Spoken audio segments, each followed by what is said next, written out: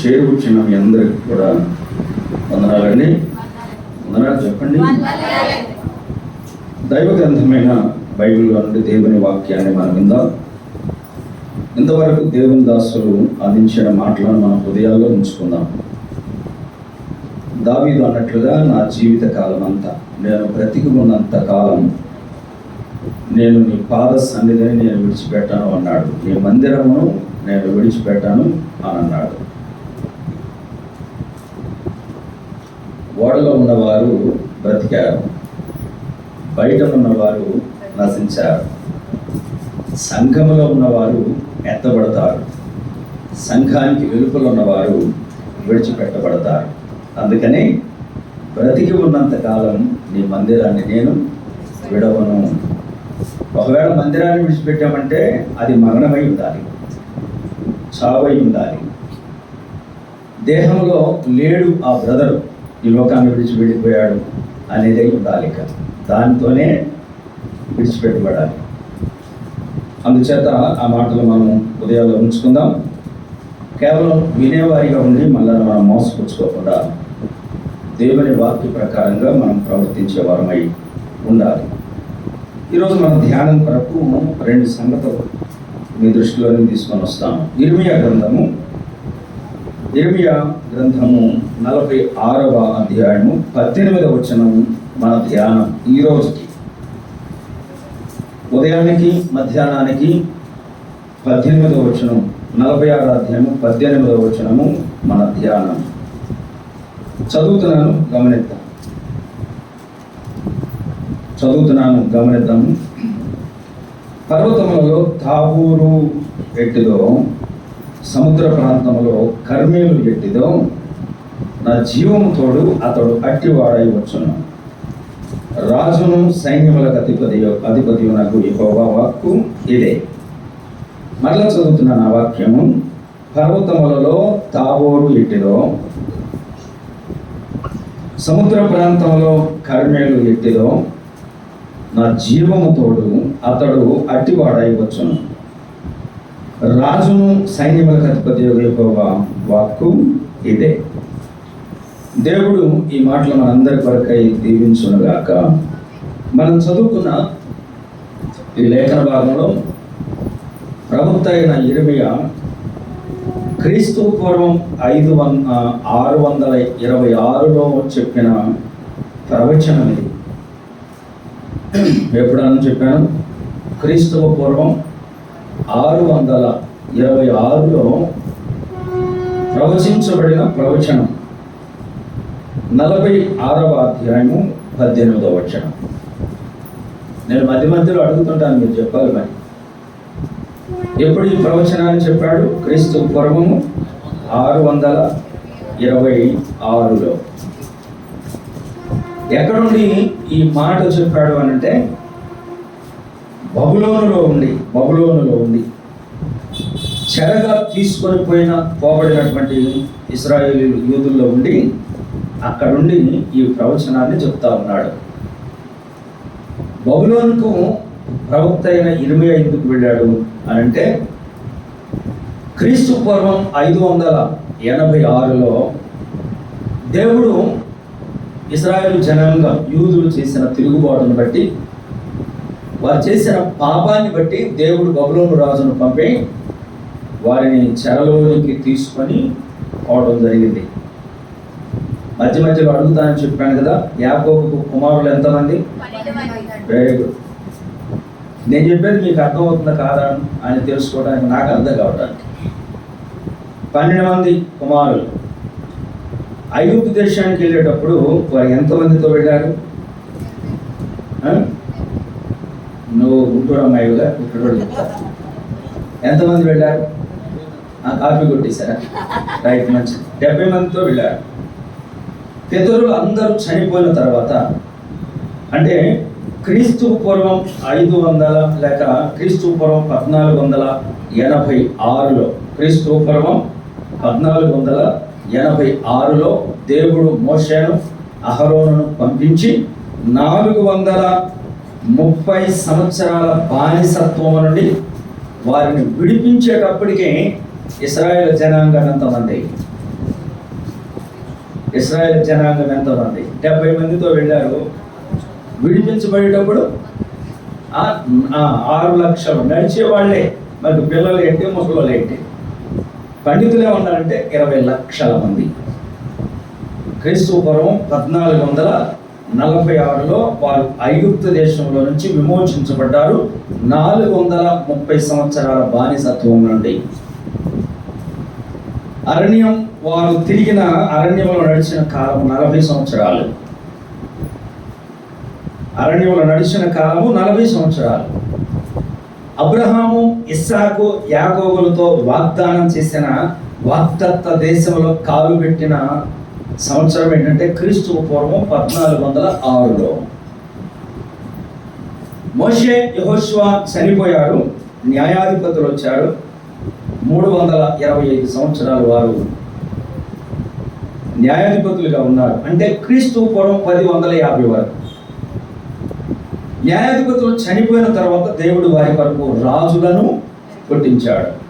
మొదటి రాజు సౌలు, రెండవ రాజు దావీదు, మూడవ రాజు సొలొమోను. సొలొమోను తర్వాత కుమారుడైన రెహబాము వచ్చేసాడు.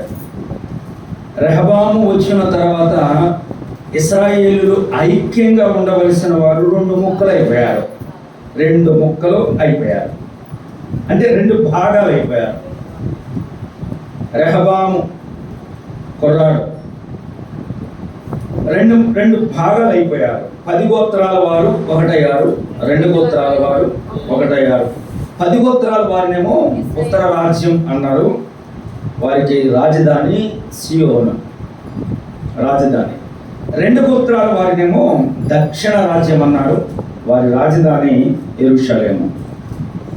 10 గోత్రాల వారికి దేవుడు 19 మంది రాజులను ఇచ్చాడు. 10 గోత్రాల వారికి 19 మంది రాజులను ఇచ్చాడు. అక్కడ కూడా మంచోడు కాదు, అందరూ దారి తప్పిన వాళ్ళే.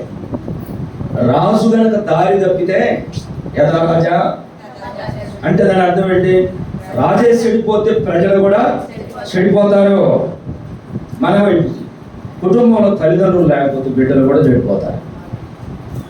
సంఘంలో నడిపించే నాయకుడు లేకపోతే జనులు కూడా చెడిపోతారు. ఇశ్రాయేలు అందరూ చెడిపోయారు. క్రీస్తు పూర్వం 722లో అషూరు వారు వచ్చి వారిని చెరగా తీసుకొని వెళ్ళిపోయారు. ఆ 10 గోత్రాల వారిని. ఎప్పుడని చెప్పాను? క్రీస్తు పూర్వము 722లో.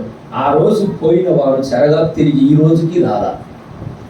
దేవుడు అంత కఠినమైన శిక్షను విధించేశాడు. ఈరోజు తిరిగి రాల. సంఘం ఎత్తబడిన తర్వాత దేవుడు వారందరినీ సమకూరుస్తాడు మరలా యెరూషలేముకి. అదొక చరిత్ర, ముగింపు చరిత్ర అది. తర్వాత 2 గోత్రాల వారికి 20 మంది రాజులను ఇచ్చాడు. వాళ్ళలో 5 మంది మంచోళ్ళు, మిగతా 15 మంది మొత్తం చెడిపోయిన వాళ్ళే. అందుచేత వారిని కూడా బబులోనుకు చెరగా తీసుకొని వెళ్ళిపోయాడు దేవుడు. అక్కడ లేకుండా చేసేసాడు. అప్పుడప్పుడు వాళ్ళు మళ్ళీ తిరిగి వచ్చారు. ఆ బబులోనికి చెరగా తీసుకొని పోబడినప్పుడు బబులోను రాజు రాకమునకు చివరిలో యెకొన్యా కాలంలో, రాజు కాలంలో ఇర్మియా ప్రవక్తగా ఉండి ప్రవచనం చెప్పాడు. దేవాలయం మూతపడబోతుందని చెప్పాడు. శత్రువులు వచ్చి మిమ్మల్ని చంపేస్తారని చెప్పాడు. చెరగా తీసుకొని పోతారని చెప్పారు. అయినా వినల. దైవజనుని మాట వినల, ఇర్మియా మాట వినల. ఆ రాజు వచ్చినప్పుడు మీరు ఆయనకు లోబడండి, మీరు క్షేమంగా ఉంటారు. తిరుగుబాటు చేశారో చెరలోనికి వెళతారు అని చెప్పేశాడు. ఈ రకంగా చెప్తా ఉంటే ఉన్నది ఉన్నట్లుగా చెప్తుంటే ఇర్మియాను కొట్టారు, తిట్టారు, రాళ్ళతో కొట్టారు, బావిలో నెట్టేశారు, చెరలోనికి పంపించేశారు. ఏది ఉన్నది ఉన్నట్లుగా ఇలా జరగబోతుంది బాబు అని చెప్తే రాని వచ్చాడు. క్రీస్తు పూర్వం 586లో బబులోను రాజు నెబుకద్నెజరు వచ్చి దేవాలయాన్ని పడగొట్టి ఆ 2 గోత్రాల వారిని చెరలోనికి తీసుకొని వెళ్ళిపోయాడు. అప్పుడు బబులోను రాజు అడిగాడు, ఈ ప్రవక్తను అడిగాడు ఇర్మియాను, అయ్యా మీరు మీ దేశంలో ఉండండి, మీకు భూమిని ఇస్తాను, ఇండ్లను ఇస్తాను, ఇక్కడే ఉండండి, క్షేమంగా ఉండండి అని ఒక అన్యజనుల రాజు ఇర్మియాకు చెప్పినప్పుడు ఇర్మియా గుండె బద్దలైపోయింది. నేను ఇక్కడ ఉన్నాను, నా జనులందరూ కూడా చెరలో ఉంటే నేను ఇక్కడుండి ఏం చేయాలి? నేను అక్కడికి వెళ్ళి ఇంకా ప్రకటిస్తా, ఇంకా మార్పు చెందేంత వరకు నేను వారికి ప్రకటిస్తానని చెప్పి ఇర్మియా కూడా బబులోనికి వెళ్ళి అక్కడ ప్రవచించాడు, ప్రవచనాలు చెప్పాడు. పోకముందు చెప్పాడు, పోయిన తర్వాత కూడా చెప్పాడు. అందులో ఒక ప్రవచనం ఇప్పుడు మనం చదువుకున్నాం. ఈ ప్రవచనం ఎవరిదంటే ఇంకా 626 సంవత్సరాల అనంతరము భూమి మీద పుట్టబోయే ఏకైక రాజు ప్రభు అయిన యేసుక్రీస్తు వారిని గురించిన ప్రవచనం ఇది. యేసుక్రీస్తు భూమి మీద ఎటువంటి వారుగా ఆయన రాబోతున్నాడని చెప్పాడు. ఏమని పేరు పెట్టాడు? యేసు ప్రభు వారికి ఏమని పేరు పెట్టాడు? అక్కడ యేసు ప్రభు గారికి మనం చదువుకున్న చోట మీద చెప్పాలి. ఏమని పేరు పెట్టాడు? 46వ అధ్యాయము 18వ వచనం, పర్వతములలో తాబోరు పర్వతం అని అన్నాడు. సముద్ర తీరమున కర్మేలు పర్వతం పుట్టబోయే ఆయన ఎటువంటి వాడట? ఓ పర్వతం లాంటి వాడు, దానియేలు కూడా ప్రవచించాడు. చేతి సహాయం లేకుండా తీయబడిన రాయి అంతకుముందున్న రాజ్యాలన్నిటిని పగలగొట్టి సర్వభూతలమంత పర్వతం అవుతుంది అని అన్నాడు. పర్వతం దేనికి సంకేతం అంటే దేశానికి, రాజ్యానికి సంకేతం. పుట్టబోయే ఆయన ఒక రాజ్యాన్ని స్థాపించబోతున్నాడు, అది పర్వతం అంతా అయిపోతుంది అని అన్నాడు. 2 పర్వతాలతో ఆ గొప్ప దేవుణ్ణి యేసుక్రీస్తు ప్రభు వారిని పోల్చాడు అన్నమాట. మన ధ్యానంలో ఈ ఉదయం, మధ్యాహ్నం ఈ 2 పర్వతాల గురించి మనం ధ్యానం చేయబోతాం. ఇందులో నుంచి మనం పాఠాన్ని నేర్చుకొని పోతా ఉన్నాం. మొదటి పర్వతం పేరేంటో చెప్పండి. మొదటి పర్వతం పేరేంటి? తాబోరు అనగా దాని అర్థం ఉన్నతమైన అని అర్థం. తాబోరు అంటే అర్థం ఏంటి? మధ్యలో అడుగుతున్నాను, అయోమయంగా వినొద్దు. గుంటూరు ప్రాంతంలో ఎవరన్నా కానీ సరిగ్గా వాక్యం లేదని ఏం చెప్పినా కానీ అంతా చూస్తున్నాడు అనుకో, వీడేదో అయోమయం జగన్నాథపురం లాగా ఉన్నట్టు అంటారు. అంటే మీ ప్రాంతంలో ఈ పశ్చిమ గోదావరి జిల్లా అంటే జగన్నాథపురం, వీడు అంతా అయోమయం జగన్నాథం అంటారు. ఏం అర్థం చేసుకోవడం, అట్లా వినకూడదు వాక్యం. మీరు బాగానే వింటున్నారు. తాబోరు అంటే అర్థం ఏమిటి? తాబోరు అంటే అర్థం ఏంటి? మీరు అసలు చెప్పట్లా. మీరు తాబోరు అంటే ఉన్నతమైన అని అర్థం. ఏంటి తల్లి? తాబోరు అంటే ఉన్నతమైన అని అర్థం ఉంది. ఉన్నతమైన అనే పేరు దైవ గ్రంథంలో ఎవరిని సూచిస్తున్నదో ఆ మాటలు మనం ఒక్కసారి జ్ఞాపకం చేసుకుందాం. ప్రభువుకు పెట్టబడిన పేరు తాబోరు పర్వతం అంత ఉన్నతమైన వాడు అవుతాడు అనేది. 626 సంవత్సరాల తర్వాత పుట్టబోయే ప్రభువుని గురించి, ఆ రాజుల గురించి. అప్పుడు దాకా ఉన్న రాజులలో ఏ రాజు ప్రజలను సక్రమమైన రీతిలో పరిపాలించలేదు. ఒకనొక రోజున ఒక రాజు రాబోతున్నాడు, తాబోరు పర్వతం అంతా వాడు అవుతాడు, అతను ఉన్నతమైన వాడు అవుతాడని రాయబడింది. ఒక్కొక్కసారి చదువుదాం, ఒక్కొక్క వచనాన్ని. 118వ కీర్తన 16వ చరణం చదవండి. ఆయన గురించి రాయబడిన మాట 118వ కీర్తన 16వ చరణం. ఆయన దక్షిణ హస్తము ఉన్నతమైనది అని రాయబడి ఉంటుంది కదా, అంతేనా ఉంది? ఆయన దక్షిణ హస్తము ఉన్నతమైనది. ఆయన ఎటువంటి వాడు? ఆయన చేయి, ఆయన హస్తం ఎటువంటిదంట? ఉన్నతమైన హస్తము. 71వ కీర్తన 19వ చరణంలో ఇలా రాయబడింది, ఆయన నీతి ఉన్నతమైనది అని రాయబడింది. పుట్టబోయే రాజు ఎటువంటి వాడు? ఆయన హస్తం ఉన్నతమైనది, ఉన్నతమైన కార్యాలు చేసే హస్తం అది. ఆయన ఎటువంటి తత్వం కలిగిన వాడంటే ఆయన నీతి ఉన్నతమైనది. ఆయన నీతి ఉన్నతమైన. 102వ కీర్తనలో ఇలా రాయబడి ఉంది. 102వ కీర్తన 21వ చరణంలో ఆయన పరిశుద్ధత ఎంతదంట? ఉన్నతమైనది. ఆయన ఎంత పవిత్రుడు అంటే అది ఉన్నతమైనది. పర్వతం అంతా ఉన్నతమైన, పరిశుద్ధమైన పరిశుద్ధమైన పర్వతం, ఒక పర్వతం లాంటి పరిశుద్ధత ఆయనది కదా. యెషయా గ్రంథం 23వ అధ్యాయం 33వ అధ్యాయం 5వ వచనంలో వ్రాయబడిన మాట ఇప్పుడు చదువుదాం. యెషయా గ్రంథము 33వ అధ్యాయము 5వ వచనం చదువుతారా? 33:5 యెషయా గ్రంథం. యెహోవా మహాఘనత నొందినవాడు ఆయన ఉన్నత స్థలములో నివసించువాడు. ఆయన ఉన్నతమైన స్థలములో, తాబోరు అనగా ఉన్నతమైన మహోన్నతమైన పర్వతం అని ప్రవచిస్తున్నాడు. చూడండి, ఇదే యెహోవా వాక్కు. ప్రజలారా, దేశ ప్రజలారా, ఇశ్రాయేలీయులారా, దేశంలో ఉన్న ప్రపంచంలో ఉన్న జనులారా, ఆయన ఉన్నతమైన వాడిగా రాబోతున్నాడు అని చెప్పి ఆయన గురించి వ్రాయబడి ఉంది. 113వ కీర్తన 5వ చరణంలో రాయబడిన మాట చూడండి ఒకసారి. 113వ కీర్తన 5వ చరణంలో ఇలా వ్రాయబడి ఉంది. ఉన్నత స్థలమందు ఆసీనుడైన వాడు యెహోవా, ఉన్నతమైన స్థలమందు ఆసీనుడైన వాడు యెహోవా. ఎంత బాగుంది!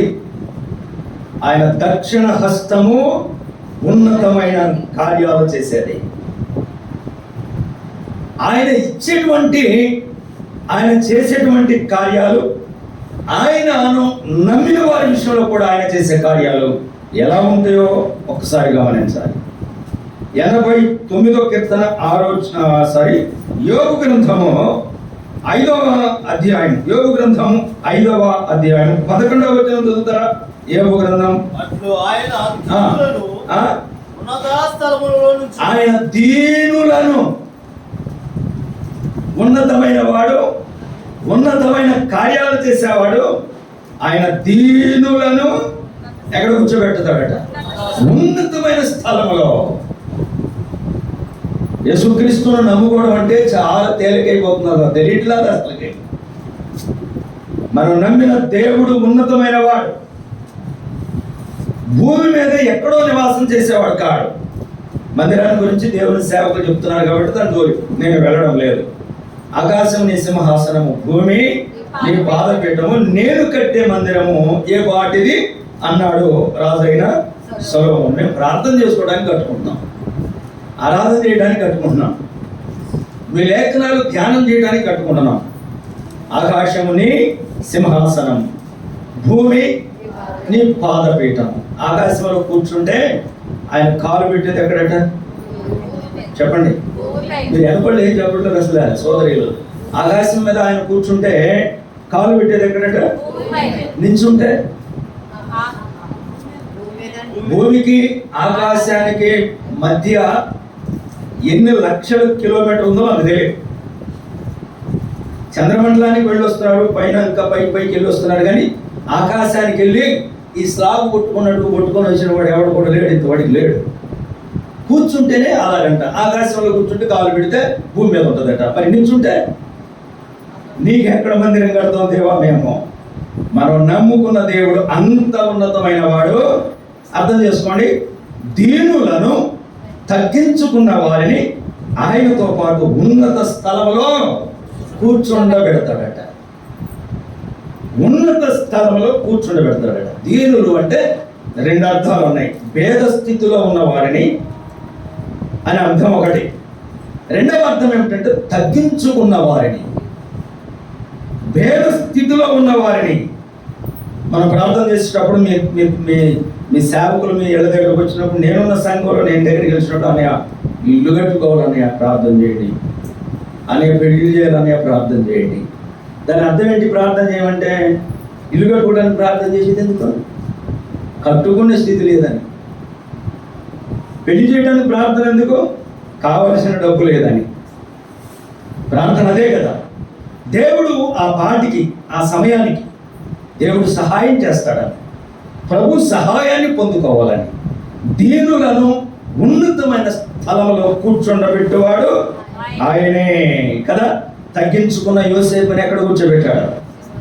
ఐగుప్తు దేశం మీద ప్రధానమంత్రిగా కూర్చోబెట్టాడు. తగ్గించుకున్న విద్యార్థి దశలో ఉన్న శద్రకు మేషక్ అబేద్నెగో దానియేలును ఎక్కడ కూర్చోబెట్టాడు? బబులోను మీద ప్రధానమంత్రిగా కూర్చోబెట్టాడు. ఆయన దీనులను ఉన్నత స్థితిలో కూర్చుండబెట్టువాడు. ఎంత బాగుంది ఈ మాట. మరొక వచనం చూడండి. ఎందుకంటే ఆయన ఉన్నతమైన వాడు కాబట్టి ఆయన చేసే కార్యాలు కూడా ఉన్నతమైనవే. ఆయన గొప్పవాడు కాబట్టి ఆయన చేసే కార్యాలు కూడా గొప్ప కార్యాలే, తక్కువ చేయడు ఆయన. మరో మాట మనం చదవాలి. యెషయా గ్రంథము 58వ అధ్యాయం 14వ వచనం చదువుతారా? యెషయా గ్రంథము 58వ అధ్యాయం 14వ వచనం. 58:14. నీవు యెహోవాయందు ఆనందించెదవు, దేశం యొక్క ఉన్నత స్థలము మీద ఉన్నత స్థలము మీద నేను నిన్ను ఎక్కించెదను. దేశం యొక్క ఉన్నత స్థలము మీద నిన్ను ఎక్కించను. నేను అంతకుముందు ఆల్ పెయింటింగ్ వర్క్ చేసేవాడిని. నా దగ్గర చాలా మంది కుర్రోళ్ళు ఉండేవాడు. ఆ వర్క్ నేను చేసేటువంటి ఆ సిటీలో ఎడ్లపాడని అక్కడ ఉంటుంది, సెలవుపేట దగ్గర. నేను వెళితే ఎప్పుడన్నా ఈ మధ్య కాలంలో వెళితే కౌంట్లు అతను నన్ను చూసి, ఏ రాజు, అమెరికా రాజు అంటాడు. నేను అంటాను ఆమెన్ సార్ అంటాను. ఆమెన్ అంటాడు తెలియదుగా. అంటే ఆమెన్ అంటే అర్థం ఏంటి? నీ మాట స్థిరపరచబడును కాక నన్ను అమెరికా పంపించుడు కాక అని అర్థం. ఆయన పంపించాలంటే చెప్పరండి, పంపించాలంటే పంపించగలడు.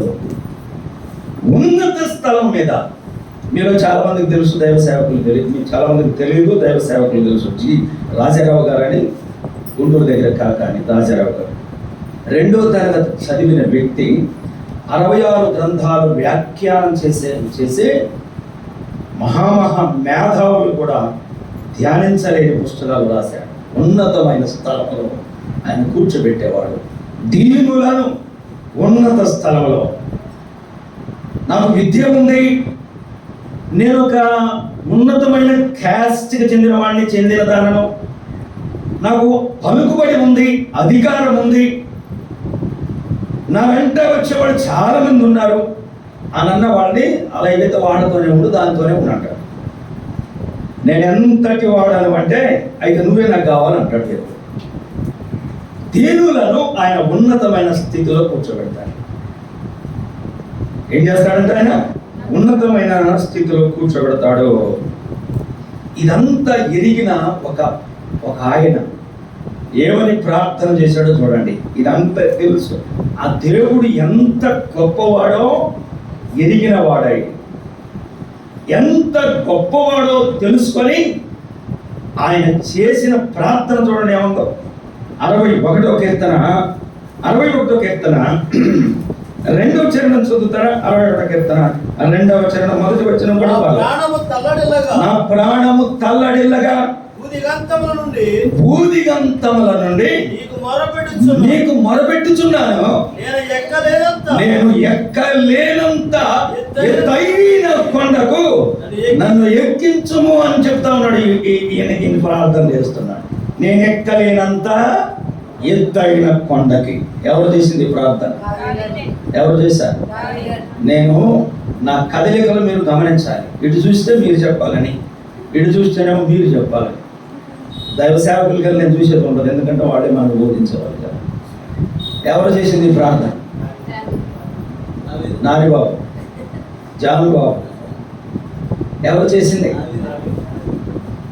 25 మేకల్ని, చిన్న చిన్న మేకల్ని వెంట పెట్టుకొని యెరూషలేము చుట్టూ ఉన్న బెత్లెహేము దగ్గర ఉన్న చిన్న చిన్న పర్వతాలు ఎక్కుతూ, రోజు ఎక్కి ఆ పర్వతాలు కాకుండా బెత్లెహేముకి 5 మైళ్ళ దూరంలో ఉన్న యెరూషలేము 7 పర్వతాలు చూసి, దేవా నేను ఎక్కలేనంత ఎత్తైన కొండకు నన్ను ఎక్కించు.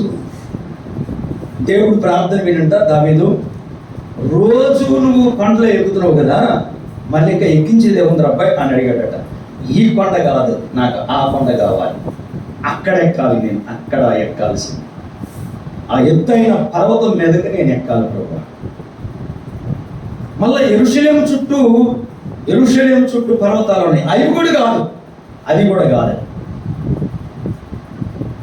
యెరూషలేము చుట్టూ కాదు, మా పితరుడు, నీ దాసుడు, నీ స్నేహితుడు, మా పితరుడైన ఇస్సాకును ఎక్కడైతే బలించాడో అక్కడ నేను ఎక్కాలి. ఆ స్థాయికి నన్ను ఎక్కించు అని అన్నాడు. ఎక్కించాడా లేదా? ఎక్కించలేదా? సామాన్యమైన విషయమే ఏంటి? ఎక్కించాడు. ప్రజలు కోరుకున్న వ్యక్తినేమో దేవుడు పక్కన పెట్టేసి, నేను ఒక వ్యక్తిని చూశాను, అతను నేను ఎక్కించాలి అక్కడికి. సమయంలో రాసిన మొదటి గ్రంథం 16:9. నేను ఎక్కించాలి అక్కడికి. దావీదుతో నేను మాట ఇచ్చాను, నేను అక్కడికి ఎక్కించాలి. ఎంత గొప్ప ప్రార్థన చేశాడు. ఇందులో మనకు చాలా శ్రేష్టమైన పాఠాలు ఉన్నాయి. సంఘం వైపుకు మళ్ళిస్తున్నాను. విశ్వాసిగా రక్షణ కొండెక్కాలి, బాప్తిసం. విశ్వాసిగా పరిచర్య అనే కొండెక్కాలి. విశ్వాసిగా సంఘ పెద్ద అనే కొండెక్కాలి. విశ్వాసిగా ప్రభు పిలిస్తే సేవ అనే కొండ కూడా ఎక్కాలి. అది నీ వల్ల కాదు, నా వల్ల కాదు, మనం ఎక్కేది కాదు. రోజు ఎక్కుతున్నావు కదయ్యా, రోజు ఎక్కే కొండలు నేను ఎక్కుతున్నా. ఆ కొండ నీవు తప్ప ఎక్కించేవారు లేరు. అది ఏ స్థాయి అయినా, రక్షణ అందరికీ ఉచితమే, కానీ రక్షణ పొందిన తర్వాత జీవము గల దేవుని సంఘములో పరిచర్య చేసేటువంటి స్థానం అనేది ఆయన కృపావరాలు, ఆయన కృపను బట్టి వచ్చాయి. నేను అక్కడికి ఎక్కాలి అని అన్నాడు. ఎక్కడా లేదా? ఎక్కడా లేదా? తొందరగా మీరు చెప్పాలి. ఎక్కడా లేదా? ఎక్కలేనంత ఎత్తైన కొండకి ఎక్కించడం లేదు. చూడండి 78వ కీర్తన 71వ చరణం. కీర్తనల గ్రంథం 78వ కీర్తన 71వ చరణం. అదేనా? 71, 72, 70 చరణం. 70నా? పాడి గొర్రెలను వెంబడించుట మానిపించి ఇశ్రాయేలును మేపుటకై ఆయన అతన్ని రప్పించెను. యథార్థపరుడై వారిని పాలించెను. కార్యముల యందు నేర్పరియై. ఏ కొండ అయితే ఎక్కాలనుకున్నాడో ఆ కొండకు ఎక్కించాడు. ఎంత ఆశ! ఏమా, ఎంత ఆశ! ఎవరికి? దావీదుకు ఎంత ఆశ! ఉందా ఈ ఆశ? ఆత్మ సంబంధమైన ఆశ ఉందా? శరీర సంబంధమైన ఆశలు చాలా ఉన్నాయి. బాగా చదవాలి ప్రభు, మంచిది ఆశ.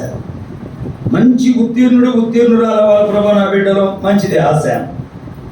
విద్య ముగించబడింది, మంచి ఉద్యోగం రావాలి ప్రభా, మంచిదే ఆశ. ఉద్యోగం కూడా వచ్చింది, అబ్బా ప్రమోషన్ రావాలి ప్రభా, మంచిదే ఆశ. వివాహం వచ్చింది, వివాహ సమయం వచ్చింది, మంచి అబ్బాయి మంచి అమ్మాయిలు కావాలి ప్రభా, మంచిదే ఆశ. ప్రభా నేను కూడా బిల్డింగ్ కట్టాలి ప్రభా, మంచిదే ఆశ. కారు కూడా ఉంటే బాగుండదు ప్రభా, అది కూడా మంచిదే ఆశ. ఇవన్నీ ఆశ కాదు అసలు.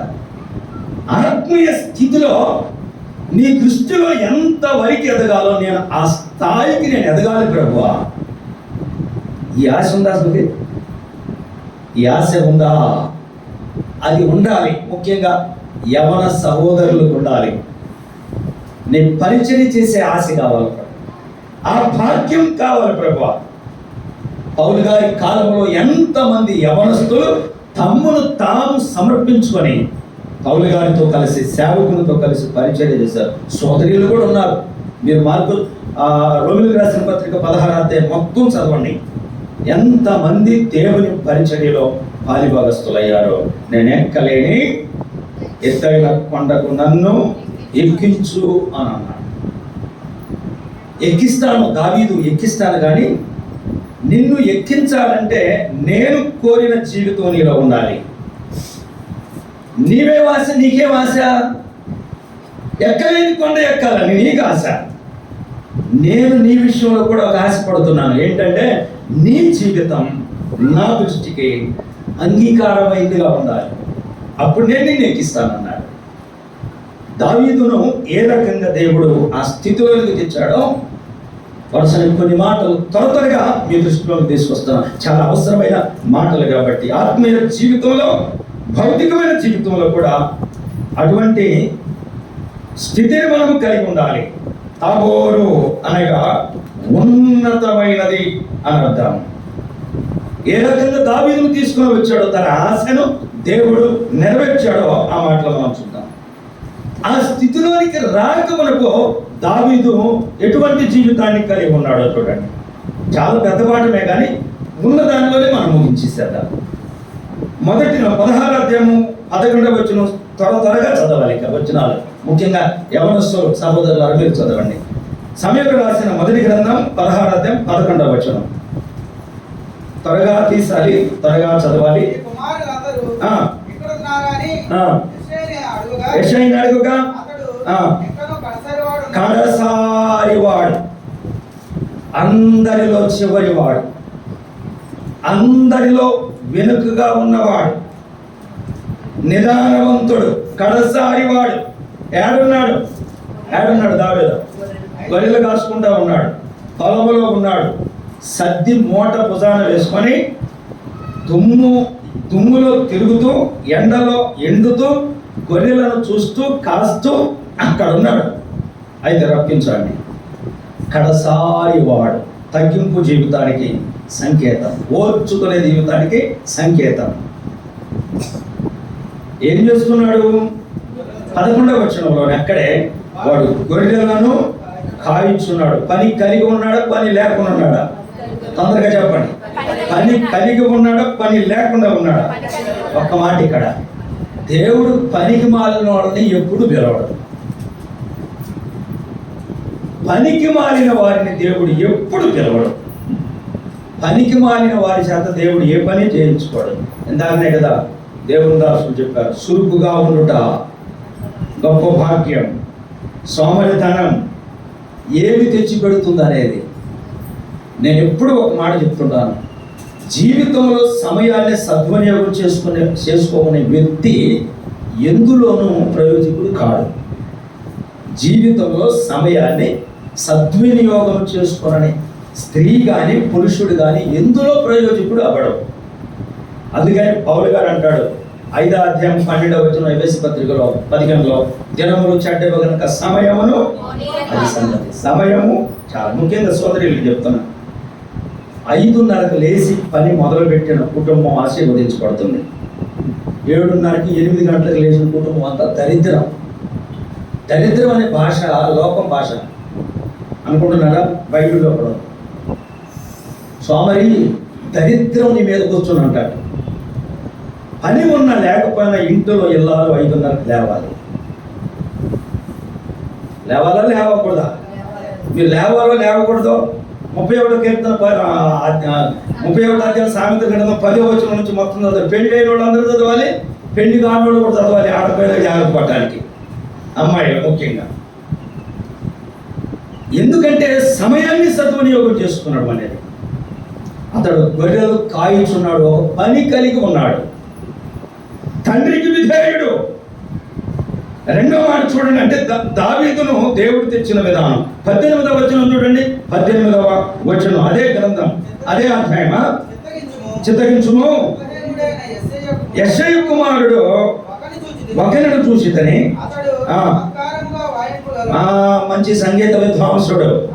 చాలు ఇంకా గొర్రెలు కాసుకుంటూనే చక్కటి కీర్తనలు పాడుకునేవాడు. ఏ కీర్తనలో పిచ్చి పిచ్చి పాటలు కాదు, దేవుని కీర్తనలు. ఆ వయసులో ఎలా? 22వ కీర్తన 9వ చరణంలో, నా తల్లి గర్భమందు పాలు తాగేటప్పుడే నువ్వు నాకు నమ్మకాన్ని పుట్టించావంటాడు. నమ్మకం ఎప్పుడు వచ్చిందంట? పాలు తాగేటప్పుడే నాకు నమ్మకం పుట్టిందయ్యా నీ మీద. నా తల్లి పాలతోనే నాకు రక్షణ అంటే ఏంటో తెలిసిందా. అంటే ఒక వ్యక్తి రక్షించబడటానికి ముఖ్య కారకులు ఎవరు? సేవకుడు కాదు, సండే స్కూల్ టీచర్ కూడా అంతకంటే కాదు, తల్లి బిడ్డల రక్షణ కొరకు ఒక ఆలోచన కలిగి ఉండాలి, ప్రార్థన చేయాలి. సూసాన్ వెస్లీ తల్లి ఆ బిడ్డల కొరకు వారు పడుకున్న తర్వాత 10 మంది బిడ్డల కొరకు వీడు సేవకుడు కావాలి, వీడు సేవకుడు కావాలి, వీడు సేవకుడు కావాలి ప్రతిరోజు ప్రార్థన చేసేదంట సూసన్న వెస్లీ. జాన్ వెస్లీ గారి తల్లి జాన్ వెస్లీ గారు గుర్రం మీద తిరిగి 1000 కిలోమీటర్లు తిరిగి గొప్ప సేవ చేశాడు జాన్ వెస్లీ గారు. తల్లులారా, బిడ్డల విషయంలో జాగ్రత్త. దావీదు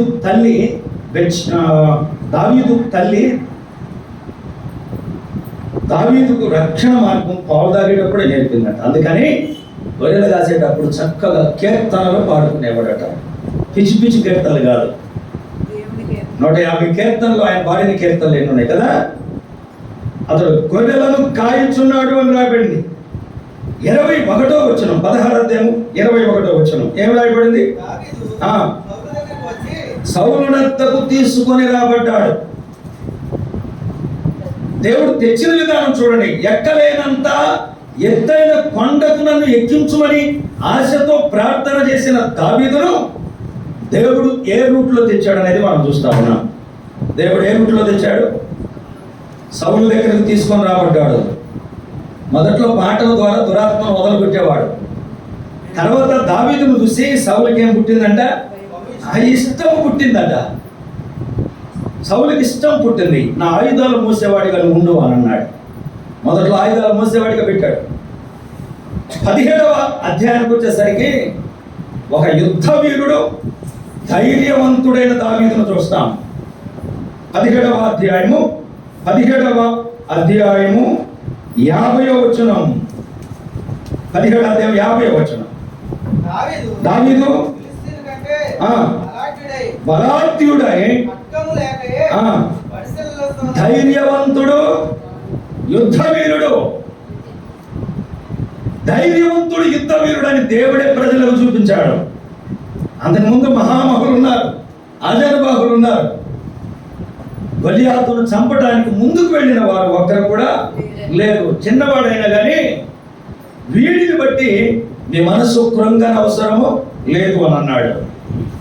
పక్కనున్న సైనికులను అడిగాడు, జీవము గల దేవుని సైన్యాన్ని తిరస్కరించే. తర్వాత మాట మీరు చెప్పండి, నేను ఆపినప్పుడు మీరు చెప్పాలి. జీవము గల దేవుని సైన్యాన్ని తిరస్కరించే వీడంతా, వీడిని చంపితే ఎంత అన్నాడు. వీడేంటే ఎంత అన్నాడు. రాజుగారు ఏమిస్తానన్నాడు? రాజ్యంలో సగభాగం ఇస్తానన్నాడు, పిల్లనిస్తానన్నాడు. రాజుగారు ఇచ్చిన ఈ పని వీడు మాత్రం ఏది ఇస్తాయన్నాడు. ఎంత ధైర్యం అంటే దేవుడు ఒక వ్యక్తిని అట్లా తీసుకొని వస్తాడు. గొలియాతును చంపేశాడు. అది ఎన్నోదిగా మనం చూస్తామంటే ఇంచుమించుగా 6వది 7వది చూడండి. 18వ అధ్యాయము 5వ వచనం. 18:5 త్వరగా 18:5. దావీదు పోయి సుబుద్ధి కలిగి వచ్చిన కనుక సౌలు యోధుల మీద అతనిని నియమించిన. యోధులందరి మీద మహాయోధుడు అంటే యోధులను నడిపించే యోధుడు. దేవుడు ఎలా ఎక్కిస్తున్నాడో చూడండి. ఆయన ఆశ, దావీదు యొక్క ఆశని ఎట్లా నెరవేరుస్తున్నాడో చూడండి. ఎక్కువ నువ్వు ఎక్కాలని ఉందా? అలాగైతే మీ అన్నల కంటే అందరికి వెనక ఉండవు. ఎక్కాలని ఉందా? మీ నాన్నగారు గొర్రెలు కాస్తూ ఉండవు. ఎక్కాలని ఉందా? ఇదిగో సౌలు దగ్గరికి పంపిస్తున్నాం, దెయ్యాన్ని ఎలగొట్టు. ఎక్కాలని ఉందా? సౌలు గారి ఆయుధాలు పోయి. ఎక్కాలని ఉందా? సౌలు గారి యోధులందరి మీద నువ్వు యోధుడిగా ఉండవు. 16వ అధ్యాయము 13వ వచనం చూడండి. 16వ అధ్యాయం 13వ వచనం. 16, 13. తైలపు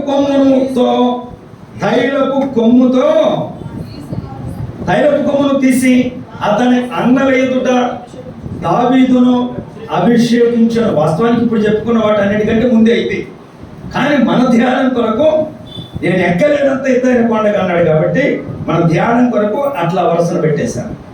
తైలపు కొమ్ముతో అభిషేకించిన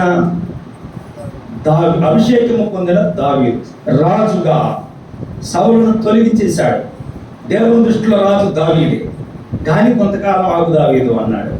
కొంచెం ఆగు, నువ్వు అభిషేకించబడ్డావు, కొద్దిగా ఆగు చెప్తా.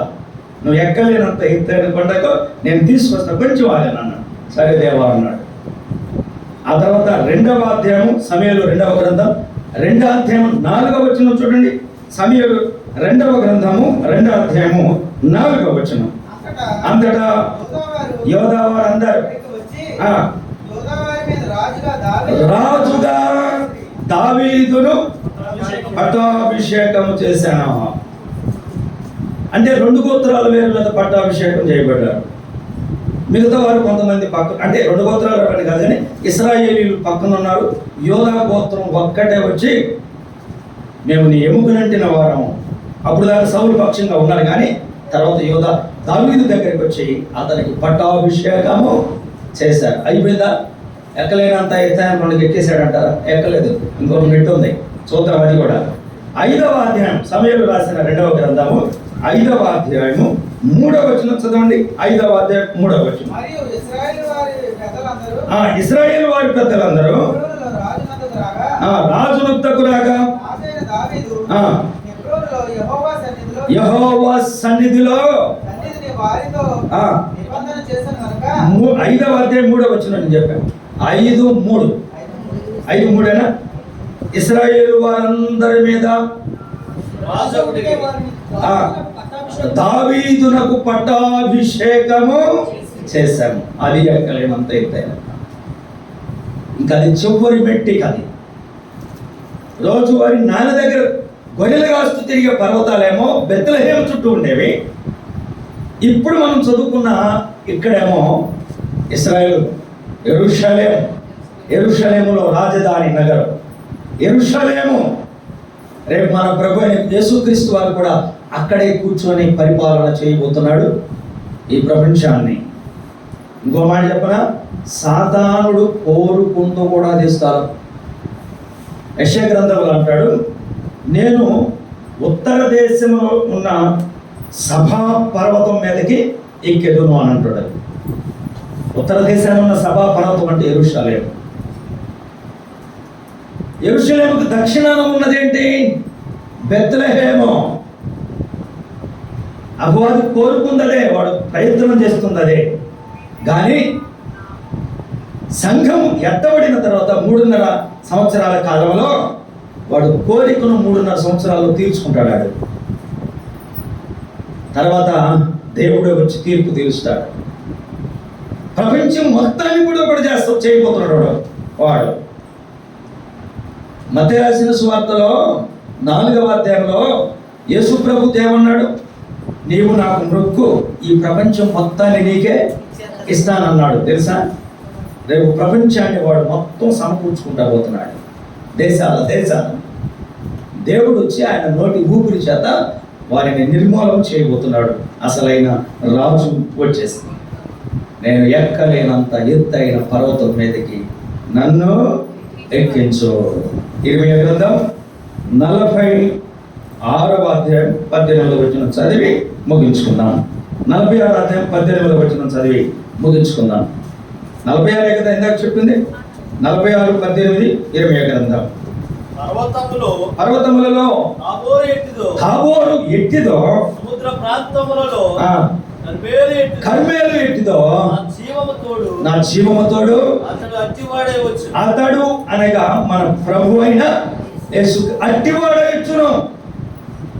ఆయన ఉన్నతమైన వాడుగా రాబోతున్నాడు అని చెప్పేసి, ఆయన రాకమునకు ఆయన ఎందుకు భయభక్తులు కలిగి దీనులై దాసులై తగ్గించుకున్న వారిని కూడా దేవుడు ఉన్నత స్థితిలో భౌతికంగా ఉంచాడు, ఆత్మీయంగా ఉంచాడు. కాకపోతే ఆ మనస్సు మనకు కలగాలి, ఆ మనస్సు మనకు రావాలి. అది కూడా దైవ చిత్తానుసారమైనదై ఉండాలి.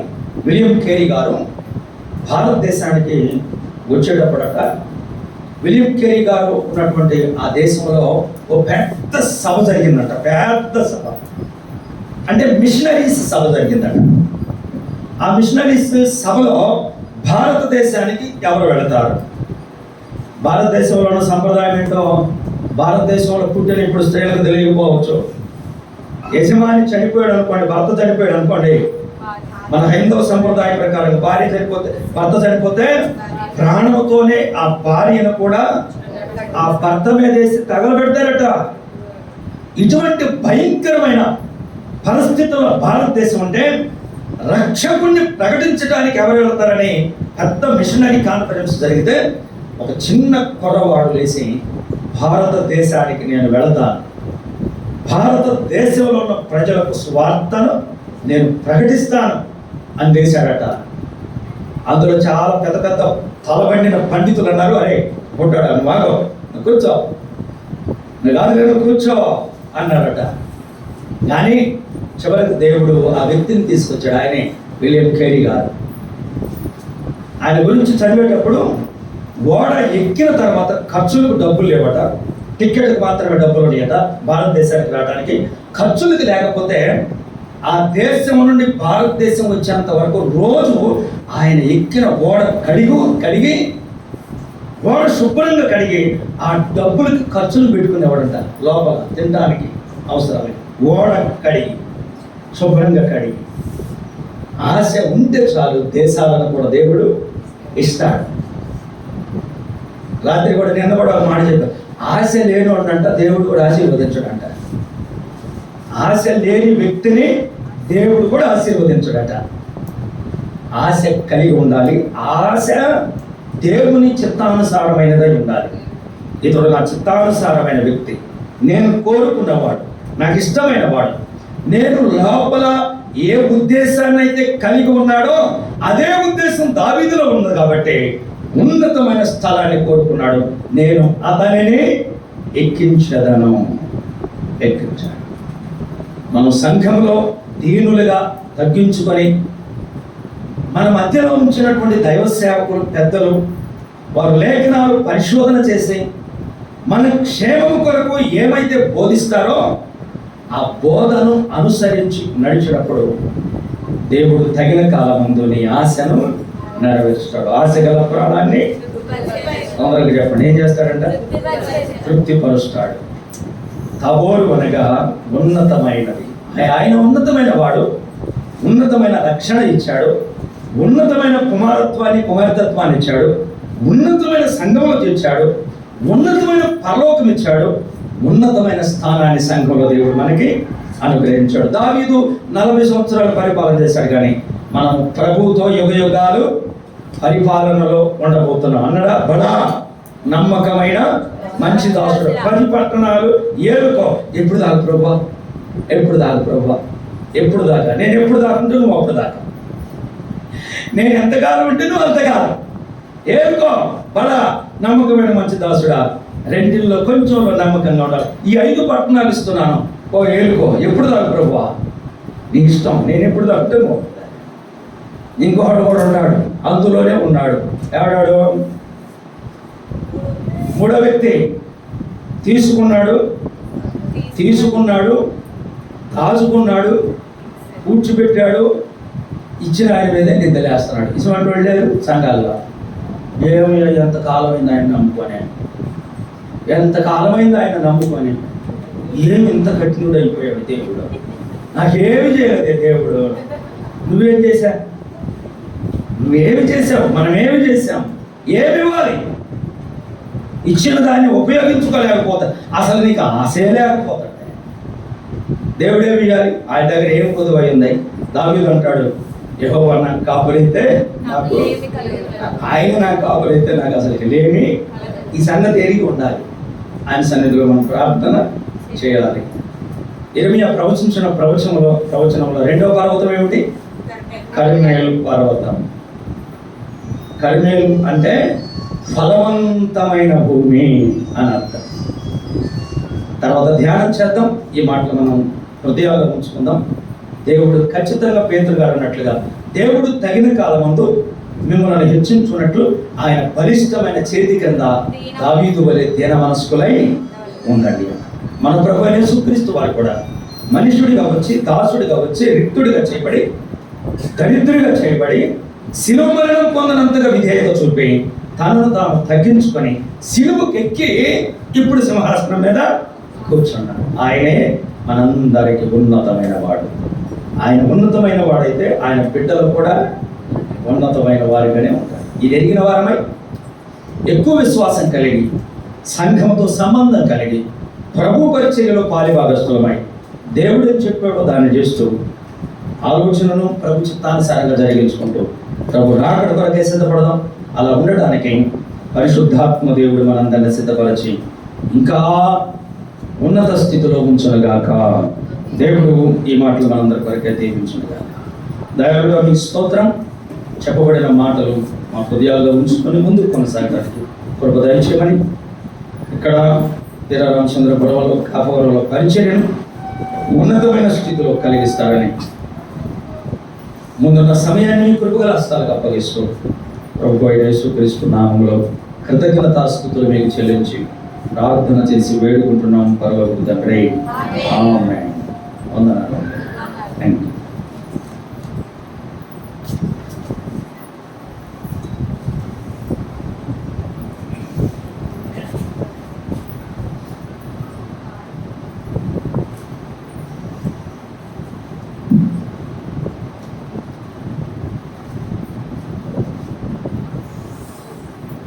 ప్రభు నామానికి మహిమ కలుగునుగాక. ప్రియులారా, మన ఇద్దరు దేవుని యొక్క దాసుల నోట నుంచి ప్రభు మాటలు మనం వినగలిగాము. మన ఆత్మలు బలపడటం కొరకు దేవుడు అందించిన వాక్యాన్ని బట్టి ప్రభుని స్తుతిస్తూ వర్తమానం అందించిన దైవ సేవకులకు మరోసారి వందనాలు తెలియజేస్తా ఉన్నా.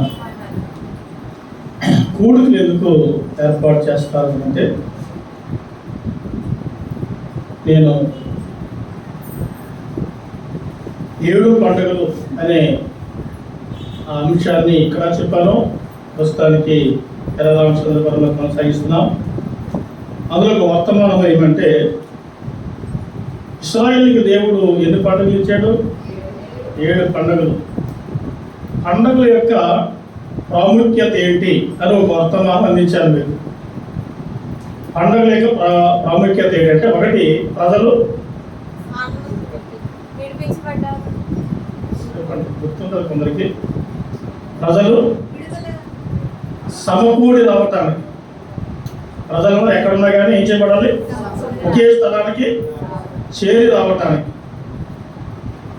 ఇప్పుడు ఆయా స్థలాల్లో వారందరం ఎవరింటికాడ వాళ్ళు ఉన్నామనుకోండి, వాటికి మెతుకులు నోట్లు వేసుకుని తల కింద తలకాడ వేసుకుని కొర్ర పెట్టి నిద్రపోతాను. అంతేగాని సావాసం ఉంటుందా? ఈ వాక్యం ఉంటుందా? ఈ అవకాశం ఉంటుందా? రెండవది, సహవాసంలో ఒకరికొకరు, ఒకరిని బట్టి ఒకరు మనం నేర్చబడాలి, బలపరచబడాలి. ఇనుముని బట్టి ఇనుము పదునగును అన్న బైబిల్లో. ఇనుముని బట్టి ఇనుము పదునగును. ఒకరిని చూసి ఒకరు భక్తిని నేర్చుకోవడానికి మన యొక్క సహవాసం చాలా ప్రాముఖ్యమైనది. మూడవది, ఎందుకు మనం గుడికి ఏర్పాటు చేసుకుంటామంటే, ఎప్పుడూ నేనే చెప్తాను కనుక, ఎప్పుడు ఒకే స్వరం వినడం ద్వారా కలిగే ఆ ఎఫెక్ట్ కంటే ఒక నూతన స్వరాన్ని వినడం ద్వారా మనకి ఎంతో ప్రయోజనం. ఏ దైవజనుడి నోటి నుంచి దేవుడు ఏ వాక్యం అందిస్తాడో మనకి తెలియదు కనుక అది మనకి ప్రయోజనం. ఎప్పుడు ప్రతిరోజు పలావ్ అనుకోండి, మీరేం చేస్తారు? చికెను, మటను, పలావు అనుకోండి, రోజు అదే, పొద్దున సాయంకాలం అది రోజు అదే. ఏం చేస్తారు? తిన్నాపోతున్నాం అమ్మాయి అని రేపు సార్లు కాసే తెల్లాను అంటే అంటారు లేదా చుట్టాలని. మరి పలావే రోజు తిన్నాకున్నప్పుడు ఒకే ఒక వ్యక్తి స్వరం రోజు వింటే ఎలా ఉంటుంది మీకు కూడా? కనుక దేవుని దాసులు స్వరాలు మారినప్పుడు, వ్యక్తులు మారినప్పుడు వర్తమానం మారుతుంది, మన ఆత్మలో బలపడే అవకాశం కూడా ఉంటుంది. కనుక ఈ కొడుకులు ప్రత్యేకం. కనుక ఈ సమయాన్ని పోగొట్టుకున్న వారు ఎంతో నష్టపోయేవారు. ఇకపోతే నేను మీకు ఒక మాట చెప్తాను.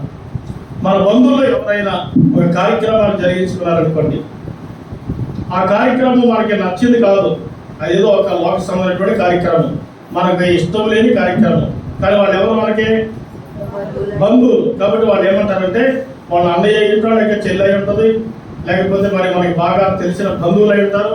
వారు ఏమంటారు? మీరు ఏం చేయక్కర్లేదమ్మా, మీరు దేవుని బిడ్డలే కదా, మీరు వచ్చి మూలం కూర్చోడు చాలు, కానీ మీరు రాకుండా ఉండొద్దు అని అంటే, అసలు రమ్మన్నది కూర్చోడానికి కానీ మనం మొత్తం అంతా చేసేస్తాం. ఎందుకు? వాళ్ళు మన బంధువులు కనుక. వాళ్ళు రమ్మంటే ఎవరు వెళ్ళిపోతున్నారు? మనం వెళ్ళిపోతున్నాం.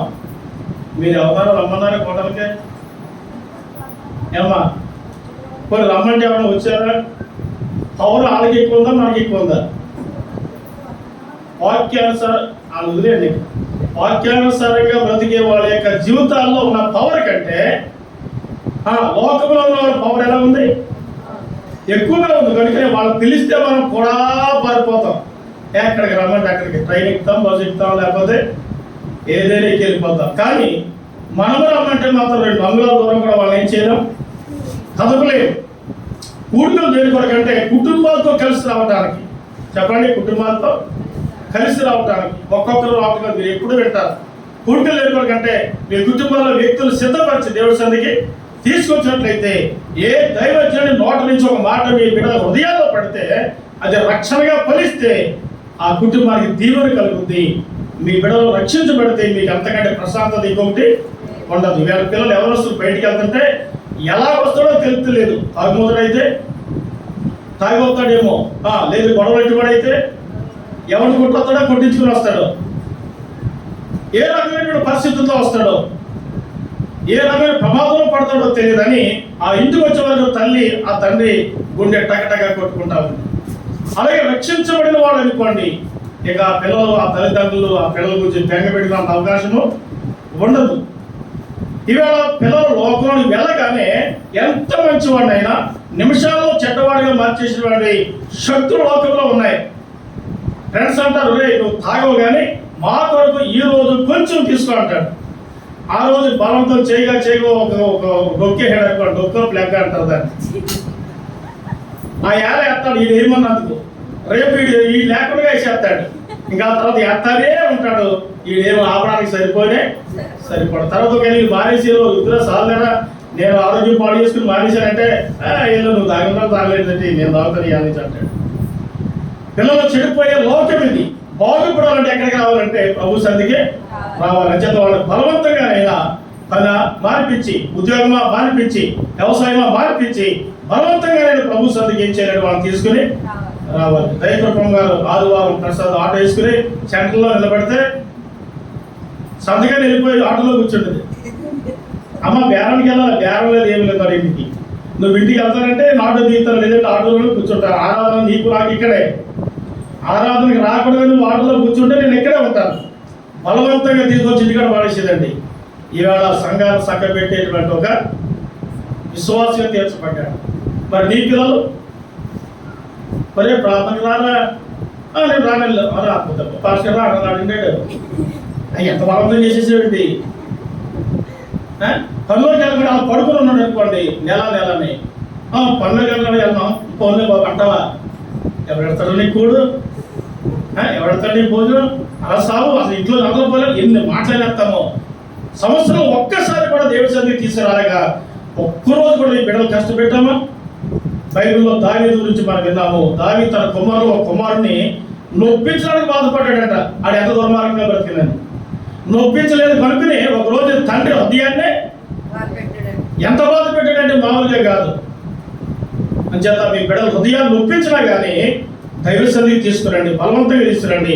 మానైన తర్వాత మీ వల్ల కాదు, నా వల్ల కూడా కాదు. చిన్నప్పటి నుంచి నడిపించండి. వాళ్ళు రక్షించబడి దేవుడు ఎదిగితే ఇక మీకు అంతకంటే ప్రశాంతత, సంతోషం ఇంకొకటి ఉండదని మీకు తెలియజేస్తున్నాను. మీరైతే రాత్రికైనా మీ కుటుంబాల వ్యక్తులను ప్రభుత్వం నడిపించిన ప్రయత్నం చేయండి. మరి మధ్యాహ్నము స్థానికులు బయట నుంచి వచ్చిన వారందరూ కూడా సంఘస్థులు భోజనాలు సిద్ధం చేశారు. అందరికీ సమృద్ధిగా భోజనం ఉంది. వేసవికాలం కాబట్టి ఏ నీచు కూరలు వేయలేదు, ఎందుకంటే మీరు ఆయాసపడిపోతారని. చక్కటి కాయగూరలు చల్లగా ఉంటాయి, పెరుగు ఉంటుంది. తిని పైకి వచ్చి కొంచెం రెస్ట్ తీసుకోండి. ఎవరు ఎక్కడికి వెళ్ళొద్దు. వెళ్ళగానే వెంటనే టైంకి రావాలి. 2:15కే మరలా ఇక్కడ కీర్తన ప్రారంభిస్తాము. 2:30కే వాక్యం ఇస్తాము. ఆ తర్వాత 4:30కి 2 వర్తమానాలు కూడా ముగించబడితే సమయాన్ని పాటించాలని ప్రేమతో తెలియజేస్తున్నాము. అందరికీ ప్రేమ వందనాలు. ప్రార్థన చేశారు కనుక నెమ్మదిగా లేచి కింద భోజన వసతి కలిగిస్తున్నారు. అక్కడికి వెళ్ళి పాల్గొనవలసిందిగా మనం చేస్తున్నాం.